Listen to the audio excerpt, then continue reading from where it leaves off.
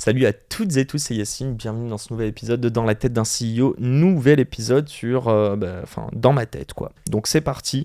Juste avant, je vous parlais du deck, je vous ai parlé un petit peu de aussi la creator economy et la monétisation dedans, en fait le business model. Aujourd'hui, j'ai envie de vous parler d'argent, c'est un peu la suite logique vu que j'en parlais juste avant. Moi, j'ai un énorme problème avec l'argent.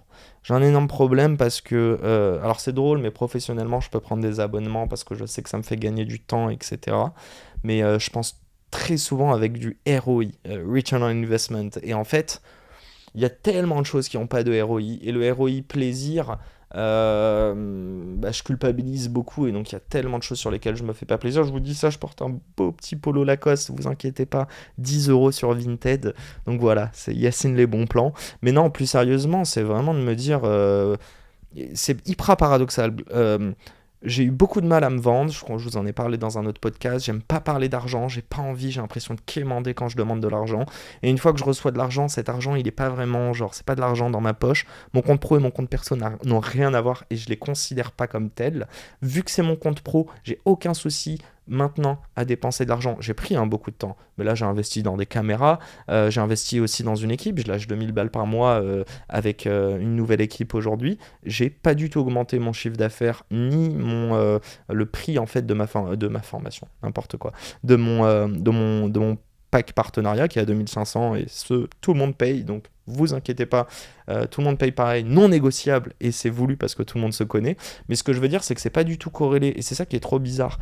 Comme je vous dis, pour m'acheter un truc, par exemple, je suis chez moi, mais vraiment, je peux vendre un pack à 2500 balles, et me dire après, mais non, je vais pas me faire un resto, c'est bon, j'ai mangé une fois dans la semaine dehors, il n'y a aucune raison que je remange dehors aujourd'hui.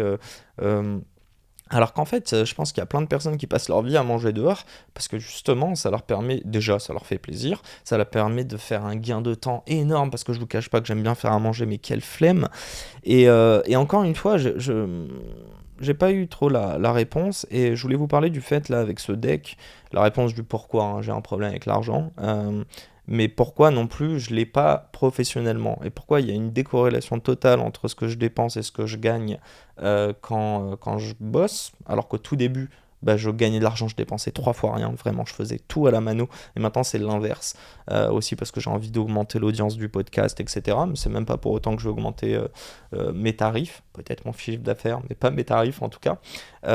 Donc il y a ça, et en même temps, d'un point de vue perso, toujours me dire, putain, il y a une phrase qui m'a hanté depuis tout petit, c'est est-ce que je le mérite? Je sais que mes parents regardent cet épisode, donc ça c'est une dédicace, mais vraiment, est-ce que tu le mérites? C'est une vraie question. C'est une vraie question. Et puis, c'est tellement subjectif. Puis, je me souviens, je me comparais à des potes quand j'étais petit. J'étais en mode, mais gars, je disais à mes darons, vous êtes trop chiants sur les cours, alors que j'ai des meilleures notes que l'autre qui a beaucoup plus de liberté de ses parents, par exemple. Et ça sera un autre podcast aussi, l'éducation, mais ça me plaît beaucoup. Mais franchement, je saurais pas l'expliquer. Je sais juste qu'en tout cas, aujourd'hui, je me pose pas mal encore de questions. Alors non, j'appelle pas ma mère à chaque achat que je dois faire. Et quand je veux me faire plaisir, je me fais plaisir, hein, je vous rassure, je me fais plaisir. Il est 3 heures du mat, parfois je vais acheter 3 paires de pompes sur internet. Donc vous inquiétez pas, je suis pas à plaindre. Mais il faut que ça soit 3 heures du mat et que je pars en mode. Mes parents ils m'appelaient idée fixe quand j'étais petit, parce que quand j'ai une idée en tête, je la lâchais pas. Et aujourd'hui, j'ai un peu le pouvoir d'achat, donc je peux me faire plaisir sur internet à 3 heures du mat par moment. Après, je regrette hein, le lendemain parfois, et je les renvoie. Mais bref, ouais, gros paradoxe là-dessus. Et, euh, et encore une fois, bon, c'est sûr que ça me freine. C'est sûr et certain que ça me freine d'un point de vue entrepreneurial. Mais bon, je me suis pas encore retrouvé à devoir vendre un projet en B2C, je me suis pas encore retrouvé à devoir vendre un projet dont ma vie en dépendait. Une fois, j'ai dû le faire, c'était pour le podcast, quand j'avais plus d'argent du tout. Et en fait, comme je vous dis, c'est en l'espace de 1 mois que j'ai trouvé mon business model parce que j'avais plus d'argent. Donc super. Mais là, je suis dans une zone de confort. En vrai, je fais de l'argent par mois, ça va, ça me permet de vivre. Comme je vous dis, le peu d'argent que j'ai de côté, je vais vouloir le réinvestir dans d'autres choses. Et du coup, je suis dans cette zone de confort. C'est pour ça que je vous dis que ça m'aide pas, mais en même temps, j'arrive à en vivre. Donc je sais très bien, j'en parlais avec une autre personne, on parlait de faire 10K par mois, il me dit, mais moi, tu sais, Yacine, je fais 100K. Et j'étais en mode stylé, mais c'est pas du tout un truc qui m'attire, même faire 100 000 € par mois, ce serait top d'y arriver. mais c'est pas mon objectif. Je suis pas en train de mettre des choses dans la production du podcast ou autre pour faire 100 000 euros. Par contre, ce qui est sûr et certain, c'est que j'ai envie que ces 100 000 ils tombent de manière régulière ou non, une fois que j'aurai installé cette audience et que j'aurai créé ce truc. Et pourquoi? Parce que je pense que le plus dur, c'est de créer la fondation, mais qu'une fois que tu as cette audience, une fois que tu as cette marque, et pire, tu peux te chier, lancer 3 business et il n'y en a qu'un seul qui marchera, c'est pas grave, parce qu'en fait, tu pourras toujours capitaliser là-dessus. Donc voilà, je sais pas si ça vous aura, j'allais dire si ça vous aura apporté des choses, en tout cas moi, ça m'aura apporté des choses.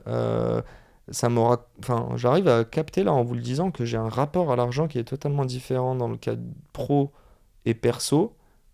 En fait, je suis plus chill d'un point de vue pro, mais c'est pas totalement différent. C'est que je suis quand même, entre guillemets, un crevard.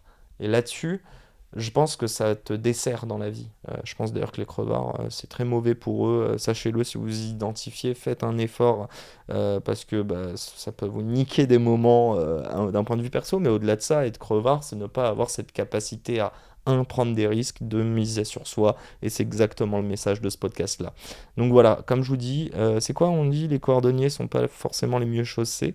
Bah, c'est exactement là ça, et c'est le but de ce podcast, c'est pas du tout, encore une fois, de poser des questions et de vous apporter des réponses générales, c'est de vous dire, ah j'ai un début de réponse au bout de 5 minutes d'un podcast solo, et en fait au bout de 10, je me rends compte que j'ai un début de réponse qui est totalement nuancé, parce qu'en fait non, j'ai le même aspect, c'est juste dans le point de vue pro, il est moins marqué, et si je devais l'analyser, c'est pourquoi? C'est parce que j'ai besoin de vivre, mais en fait parce que ça marche aussi. C'est juste ça, c'est que le podcast, il est assez sexy, sans que j'ai besoin de faire d'efforts pour le vendre, et c'est un grand merci, c'est grâce à vous, mais ceci grâce à tous les invités, notamment de notoriété, qui m'ont fait confiance, ça fait grave plaisir, vraiment, je l'ai pas fait pour ça, donc encore une fois, je me rends compte de la chance que j'ai à ce niveau-là.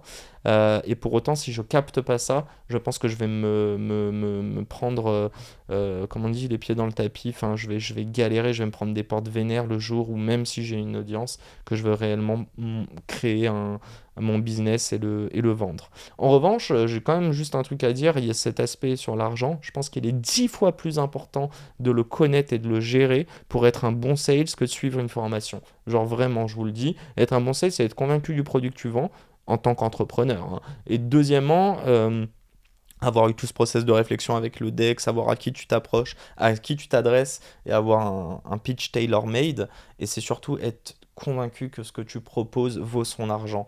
Euh, Si tu es convaincu de ça, il n'y a aucun souci pour que tu sois force de conviction. C'est simple, tous les gens qui disent qu'ils sont pas sales et qui sont réussis, je sais pas, qui ont des amis, qui ont réussi à convaincre un mec ou une nana de sortir avec, etc. Vous êtes des sales, c'est juste que vous n'êtes pas un sales qui va prendre un téléphone et vendre n'importe quoi à n'importe qui. Euh, et d'ailleurs, enfin bon, je sais pas trop, mais là-dessus, ça voudrait dire que c'est clairement de la manipulation. Et encore une fois, de la manipulation pour vendre n'importe quoi, non. Pour vendre des produits avec de l'éthique, oui. Mais je préférais encore plus le faire pour moi, quoi. Pour vendre mon produit. Bref. Donc là, je m'écarte un petit peu, je vous parlais un peu de vente. Mais je pense sincèrement que la question d'argent est prédominante sur beaucoup de personnes qui se disent j'arrive pas à vendre mon produit. Et pire, je pense que c'est 10 fois pire d'ailleurs dans la vente que de se vendre soi-même en tant que service, donc freelance. Ou même si tu es une boîte de conseil mais que tu es tout seul dedans. Par contre, si tu as une équipe, etc., c'est déjà différent. Tu parles tu dis on monte un produit et c'est ça que je te vends. Est-ce que ça vous aura plu? I don't know, dites-le moi. Dites-le moi, lâchez un petit commentaire. Je sais pas si vous me regardez d'ailleurs, j'essaie de regarder un peu les caméras, mais en tout cas, pour ceux qui m'écoutent, bah, sachez qu'on est aussi présent en vidéo sur YouTube, donc allez cliquer tout ça. Un merde, grand merde dans vos projets. Prenez des risques, misez sur vous, cœur sur vous. À très vite pour un nouvel épisode. Ciao, ciao. C'est déjà la fin de cet épisode, j'espère qu'il vous a plu. Si c'est le cas, pourquoi vous nous le diriez pas? Laissez-nous un petit commentaire, un petit like, partagez-le à des amis, des personnes qui seraient susceptibles d'aimer cet épisode, et n'hésitez pas non plus à nous proposer des invités pour les prochains épisodes. Le prochain épisode sort lundi, je vous laisse vous abonner dès maintenant, et encore une fois, merci de nous soutenir et de nous écouter. Un grand merde à toutes les personnes qui entreprennent, et à très vite pour un nouvel épisode. Ciao ciao.